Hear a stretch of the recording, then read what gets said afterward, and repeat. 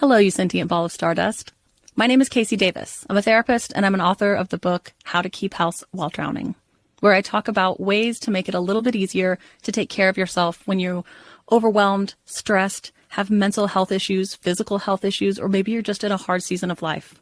Maybe you're looking for a place that you can come and listen to some practical advice. This is a podcast for all of the self-help rejects. We're going to talk about skills for survival and self-kindness. And I'm going to leave the pop psychology at the door. I promise not to tell you to meditate or to journal.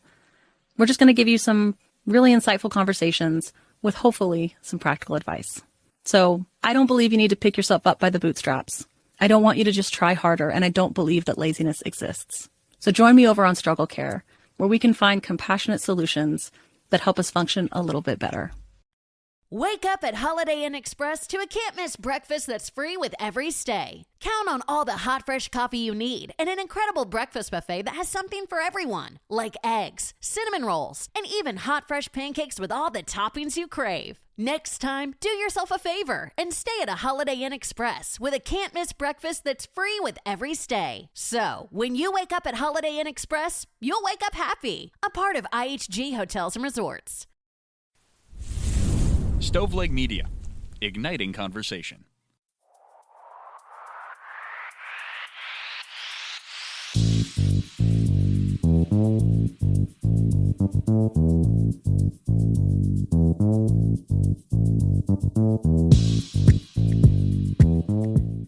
Hey y'all, welcome to another episode of I've Been Thinking. It's me, your host, Elena Grace. And I am really excited about this episode, okay?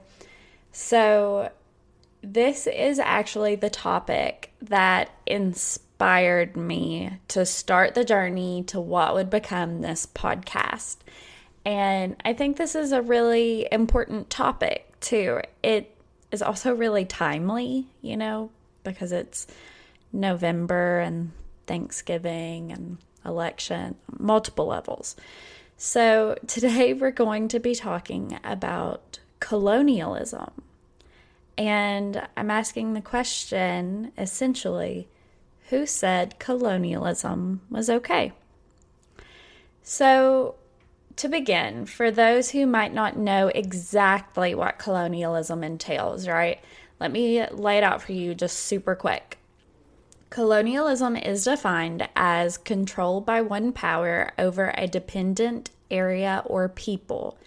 So essentially, when one nation subjugates another and exploits it, typically while forcing its own culture upon the subjugated people. Now, colonialism has been practiced for thousands of years. The ancient Greeks and Romans, the ancient Romans were known from it. Alexander the Great, the ancient Egyptians even, the Byzantines. These empires established colonies outside of their borders, drawing on the resources of the conquered to increase their power. Literally, every great power has done this. Now, around the 15th century, what we know as, quote, modern colonialism began. Now, this is the stereotypical Portuguese trade routes, Spanish Inquisition, Christopher Columbus stuff, what you think of when you think of colonialism, right? But I think it's important to know that a lot of us think of like third world countries when we think of colonization, right? We think of Africa or the Philippines, maybe India, because it was colonized by Britain. Did you actually know that Britain's colonization of India is why there are so many cobras in India? Like butterfly effect to the extreme, am I right? But did you know that Ireland was a colony? It was a British colony. Ireland doesn't fit the same stereotype a lot of those other countries do, right? The Brits took their land, They took their titles, they gave their ancient birthrights to Scots and Brits who were loyal to the crown, and they took their resources and enslaved the Irish into indentured servitude. These were their cousins, their neighbors, their friends.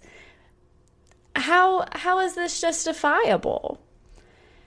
But if we ask that question of Ireland, why don't we ask that question of a lot of the other places, right?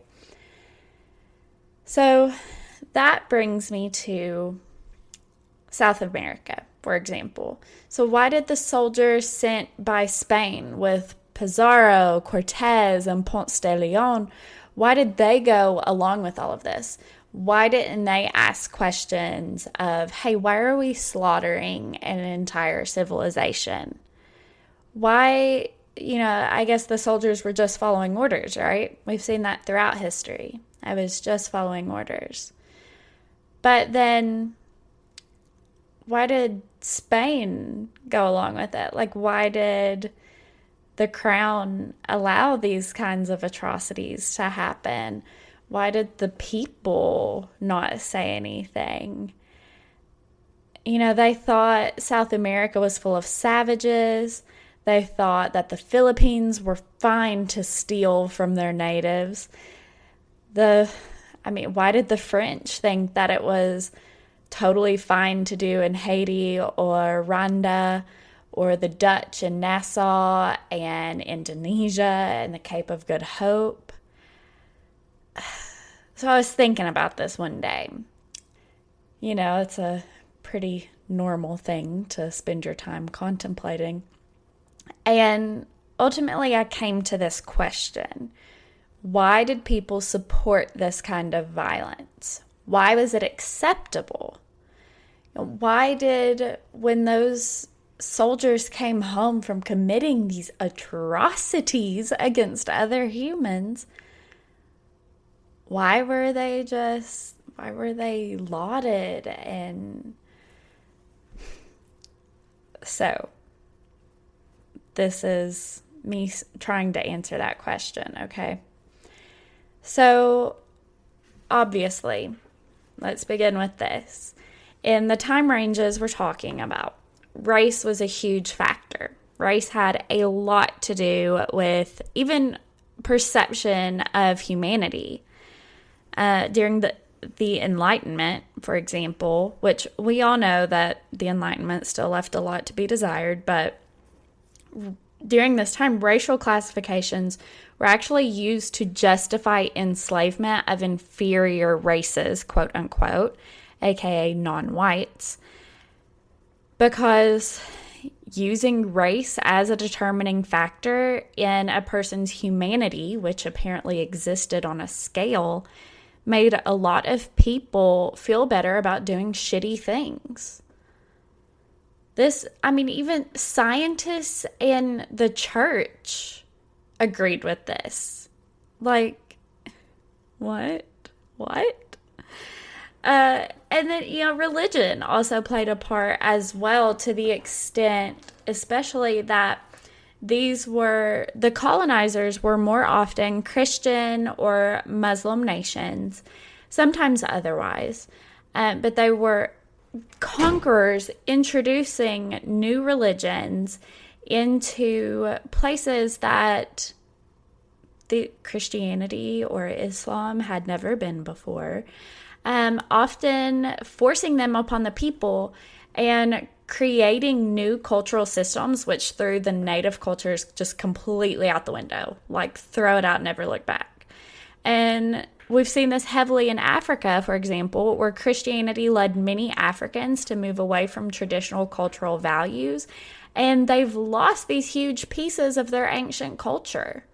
That's just one example. It's happened in so many places, and it's really sad because that is such a part of identity in a lot of places. For a lot of people around the world, their culture, their connections to their ancestors are part of their identity. I know it's a part of mine. So their basic understanding of the world and part of their identity was literally just pulled out from under them and replaced with something new. So it's really no wonder that they often lost their way and just sometimes didn't even know how to fight back or stand their ground, you know?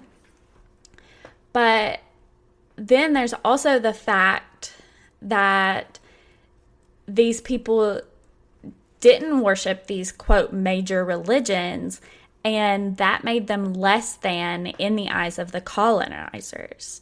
So it made them inferior because clearly they don't worship my God. So they are stupid and animalistic and they're heathens, right?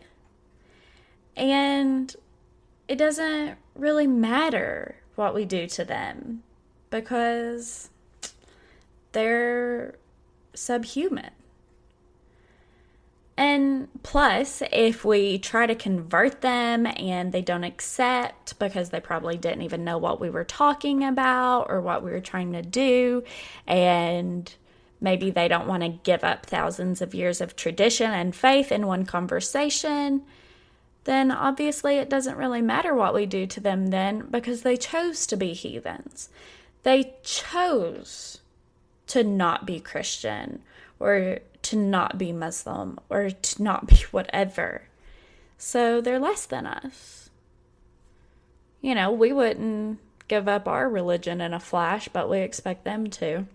Whatever. But then also, we have to consider when we ask this question of why was it totally okay, we have to consider how little the people back home knew about what was going on. Because it's not like now where one of the more woke conquistadors could have pulled out his phone and live streamed the atrocities so everyone back in Spain knew what pieces of crap these guys were, you know?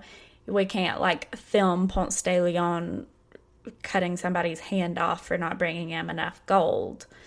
I think that was maybe Cortez more than Ponce de Leon. But anyway, the people just knew, like the people back in Spain, for example, they just knew that these great adventurers were coming back from this incredible journey with loads of treasure, and they were being honored by the king and the queen.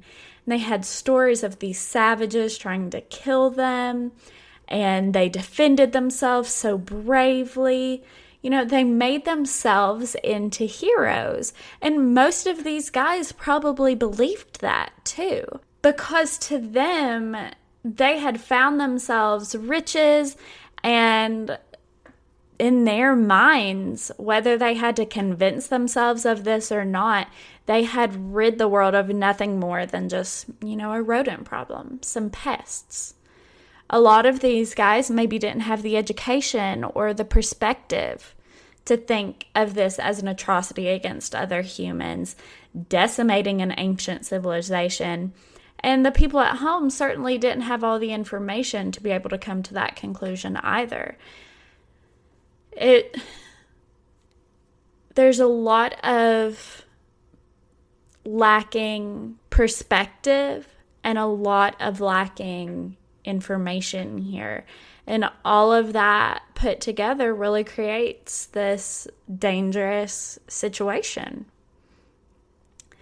But the thing is that things like this still happen. They literally happen today. They happened 80 years ago in Hitler's Germany and his campaign across Europe. It happens in the Congo right now. It happens in Native American reservations, and it will continue happening in the United States, by the United States, around the world, by tons and tons of other governments. As long as one group of people decides that another is less human than them and less deserving of resources, of rights, and of life. We think that we are above that, but we aren't. We do this in our country. It happens all around the world. Everyone does it because we're trying to make our own lives better. And, if it's at the expense of another life, well, then I guess so be it. So now we have found ourselves in the same spot that those Spanish citizens did hundreds of years ago. Except instead of worshiping the soldiers who committed these atrocities, we worship the politicians and businessmen who made the decisions and sent soldiers, usually, to do their dirty work. We have found ourselves on the other side of the wall in the Milgram experiment, if you will. Do we do what the quote-unquote doctor tells us to do, even as we know we're shocking someone to their death? Or do we make our own decisions and stop the shocks? Sadly, I don't think these terrible things will ever truly stop. But if we let ourselves become aware and we start voting with our dollar and with our ballot against these same kinds of atrocities, then maybe we'll see some kind of improvement. Man is greedy. The human is greedy. And I think that we have to go against these basic survival instincts, essentially, where we want to hoard resources for ourselves to make sure that we and our families are sustained for. I think that we have to go against that in a way to be as human as possible. Because sharing and making sure that other people have the ability to survive as well, that is what makes us human. That's like one of the major things I believe that separates us from the animals. But doing that is going against so many of our natural evolutionary tendencies, right? Because we want to make sure we have more than enough to survive. But in order to be human, we have to give those things up and give them to somebody else. So that's really hard, but that is what makes us human in a lot of ways, is caring for other people. And because of that, we have to learn to go against our greed, our innate greed, these concepts that are ingrained inside of us. We have to fight them. So we have to let ourselves become aware, and we have to, let me say it like this. So the people of Enlightenment, Spain and Britain and Portugal, they didn't have really any say in these matters. They didn't even know most of what was going on. But we do. We know these things still happen. We know these things are going on to give us the clothes that we wear, to give us the food that we eat, all of these things. So the people who have been trod upon to give us these resources, they have no say in the matter.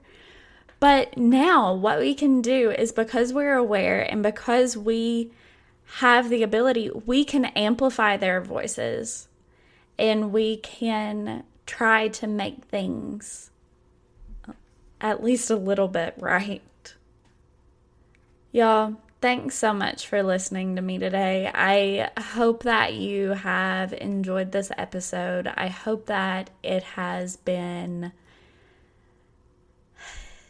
enlightening, maybe a little bit inspiring. I know I took off at the beginning. I was really excited to tell you about this. I realized part of the way through I was speaking really fast, but I hope that this has been good for you, because this has been so important for me, and I have worked a long time on getting this exactly the way I want it. Guys, subscribe to the Patreon for early access to episodes and also to extra content, and also to allow me to continue working on this awesome project. Go check out our new website. I forgot my words just now. Go check out our new website, I'veBeenThinkingPod.com. Give us a follow on Instagram at I'veBeenThinkingPod, and let me know what you thought.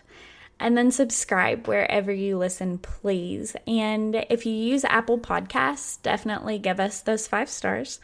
And finally, I'm going to ask you, please share this episode with just one person. If just each of my listeners could share with one person, you would help me so much, and I would so appreciate it. All right, guys, thanks for listening, and I will talk at you next week. Oh, and happy early Thanksgiving. Bye.